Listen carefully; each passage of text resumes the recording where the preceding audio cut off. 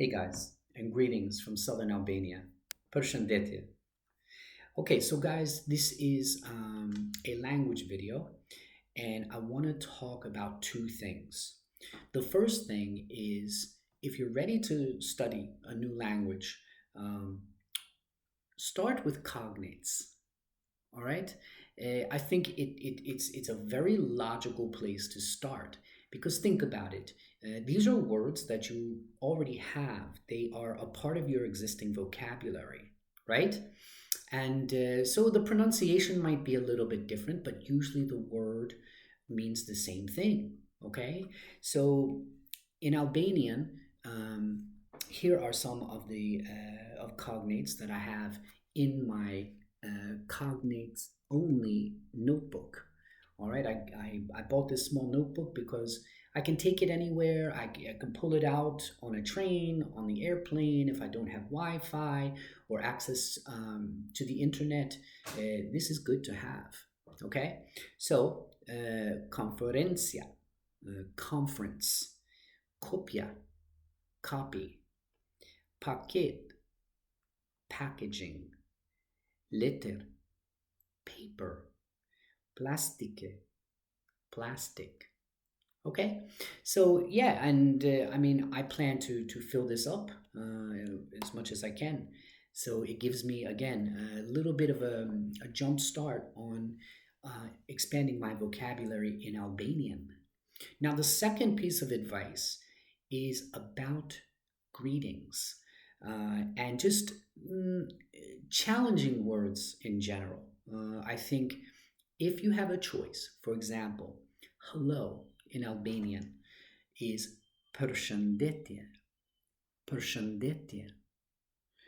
You could also say çekeme, çekeme.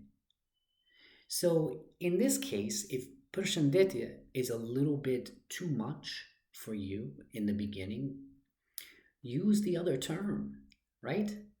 I mean, it's totally acceptable and it's a lot easier to use. And guys, remember when it comes to language, you want to develop momentum. Okay, you want to start to use the language and be understood by other people. So, in my opinion, to gain that momentum, start off with small chunks, with smaller pieces of this language.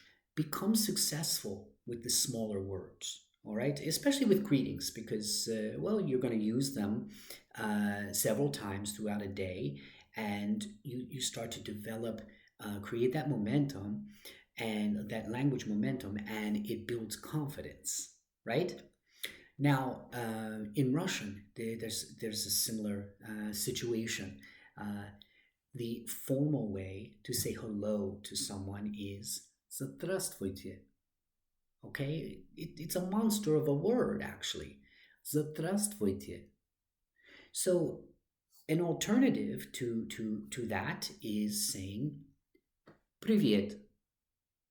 Привет. Okay, so these are just examples.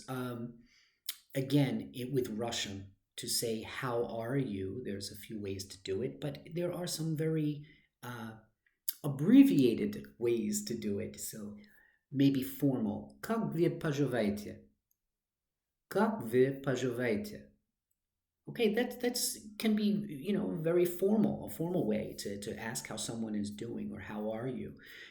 But you can also say как ты, как дела, как ты.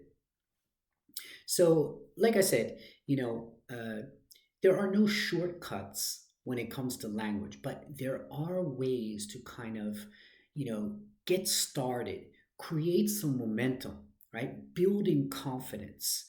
Because language is brutal. I mean, as far as like, something to take on. And a lot of people they give up. I mean, it's the truth. It's people will give up. So what I try to do is really, really create that momentum.